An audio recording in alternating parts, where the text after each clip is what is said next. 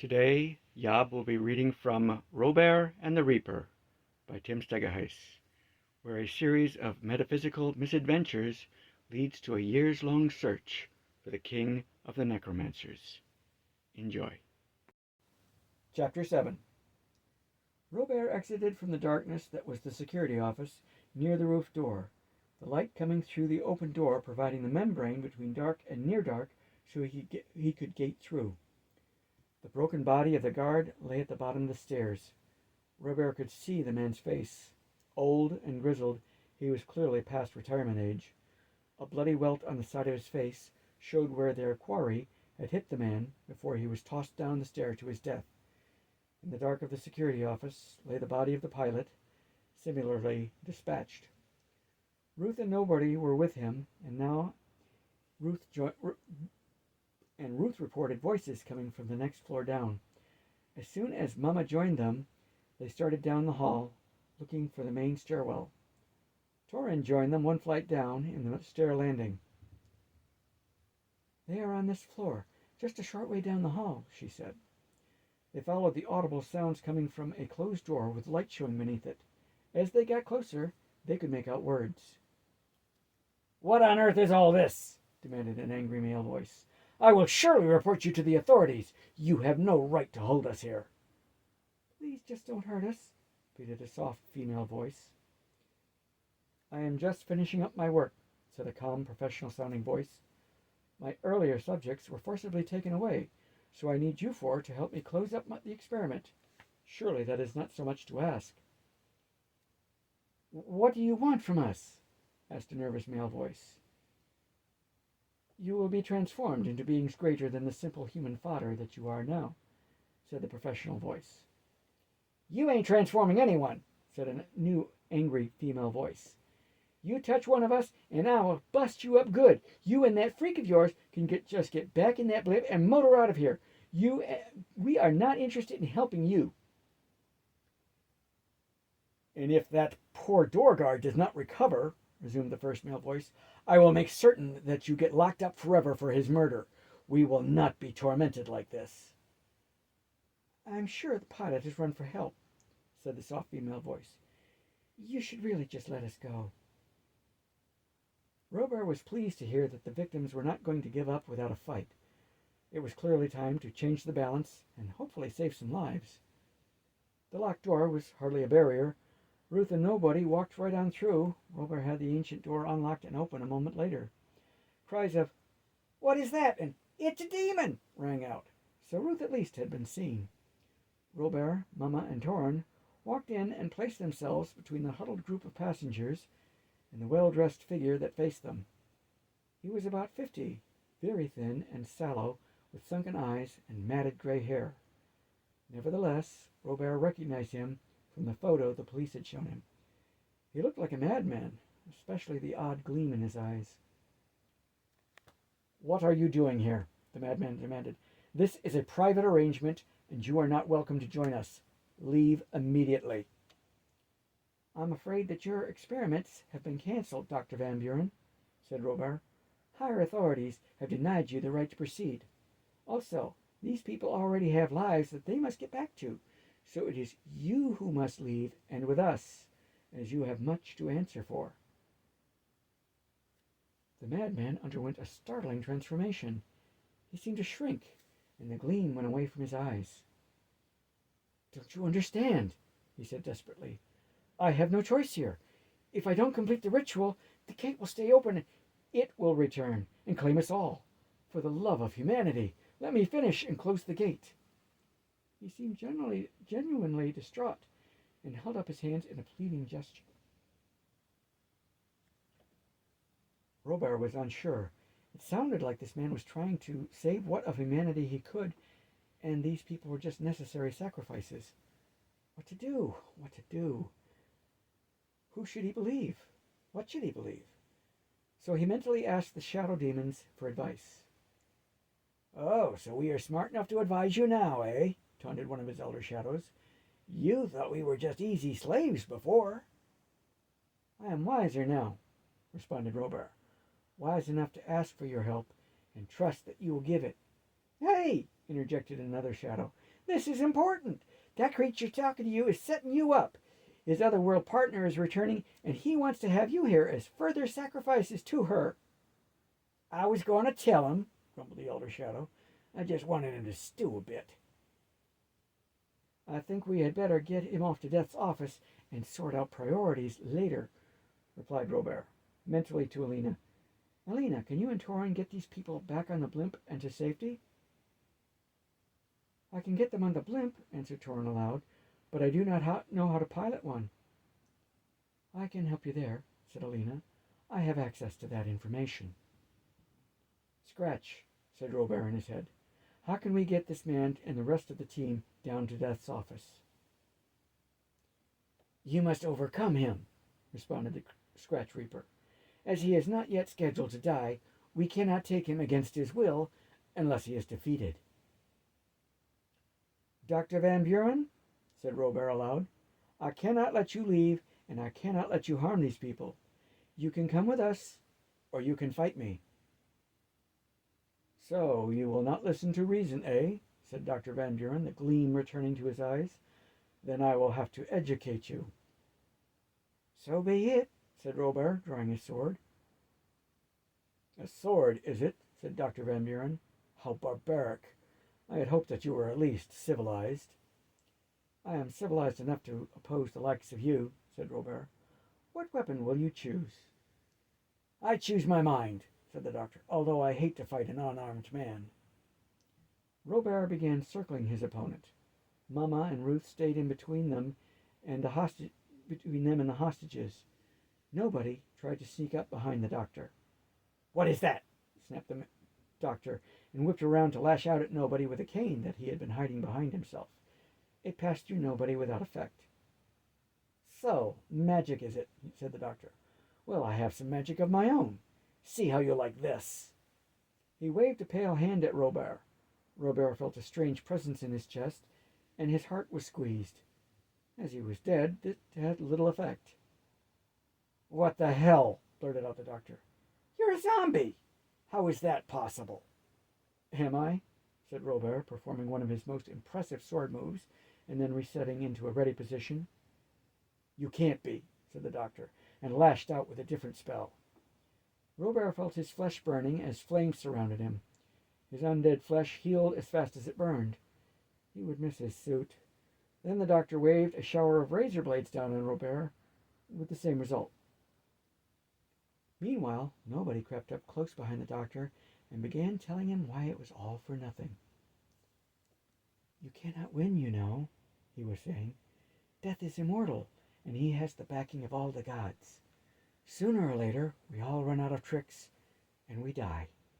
If the Death Master comes for you, and you have not defeated us, what do you suppose he will do to you? This depressing commentary, along with Nobody's inherent radiance of depression, was having its effect. The doctor swung his cane wide, faltered, and backed away. What are you people? He asked. Messengers sent by Death himself, said Robear. You have made his list of unwanted people. You mean that I am wanted by Death for my crimes? Asked the doctor. The doctor lashed out with his cane.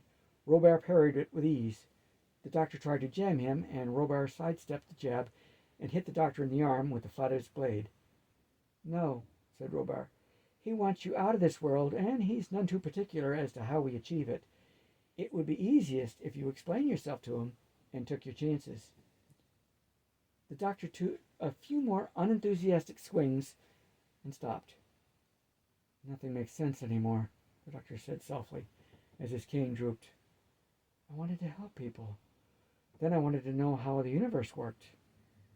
Now I just want to rest and think about it. I need to sort things out. He sounded tired and depressed. Robear sheathed his sword and placed his hand on the doctor's shoulder. There's plenty of time and places to rest, to think about, on the other side, he said. The Valley of the Shadow of Death is outside of the normal living worlds. I think you would be safe there. The hostages were already gone. The faint sound of a blimp engine told Robear that they were safe with Torin and Alina. The doctor nodded, sadly, and slumped his shoulders. The next moment they were standing in Death's outer office. Death was already in the waiting room, going over a scroll with his assistants. He looked up as Robear, Mama, Ruth, and nobody materialized. "Well now," he said, "I see that our shade of depression has won over a convert. Excellent work, nobody. You three as well. Dr. Van Buren, you have been a bad man and ruined my schedule. But if you stay here until we get this Death Master under control, I think we can get you back into productive life again." "Do you mean that I am not dead?" inquired the doctor, amazed. "No," said Death. "You are not scheduled to die for some time yet. I do not change my schedule just because somebody has a problem getting along with his fellow man." "So I can live here for a while?" he inquired. "For a while," said Death. "You will have to resume your life eventually." "Unless I destroy you," said the doctor suddenly. "Then I will rule over life and death myself." The mad gleam had returned to his eyes, and he lunged at Death with his cane. Death crossed his sleeves and waited as the man passed harmlessly through him. "I will be Lord of Death," said the doctor loudly, swinging his cane at one of the office scratches. The scratch shattered and collapsed onto the floor. Death turned to face the wide-eyed man. "I hope that you are not wasting my time," he said. "I do so despise the wasting of time." "This cane is enchanted," shouted the doctor. "It will destroy you." He swung the cane again, bringing it down straight through Death and shattering it against the floor. Death gave a heavy sigh. "I am quite done with you now," he said. "Uriel, would you be so kind as to remove this man?" A golden angel appeared and touched the doctor so he froze in place. The angel placed one hand on the doctor's shoulder, and they both vanished through the hole in the ceiling. "Is he going on to heaven?" inquired Mama incredulously. "Eh?" muttered Death. "No. The angel will deliver him to a council for judgment, and most likely send him to purgatory until his nature can be fully assessed. I don't bother much with the heavenly judgments. I have my schedule, and they have theirs." "I see," said Mama. "So folks who mess up get judged after they leave here?" "In effect, yes," said Death. "As I said, I do not inquire too much into the affairs of the host of any particular deity. I'm rather too busy as it is." "So the doctor is no longer our concern," said Robear. "At least he will no longer interfere with your schedule." "Yes, but it is still disappointing," said Death. "I had so hoped that he would work with us and provide some additional information. And confound it! He wasn't supposed to pass for 9 years yet. My poor schedule!" He waved a sleeve over the fallen scratch. A small whirlwind formed and reshaped the scratch, which gave itself a shake and went back to work.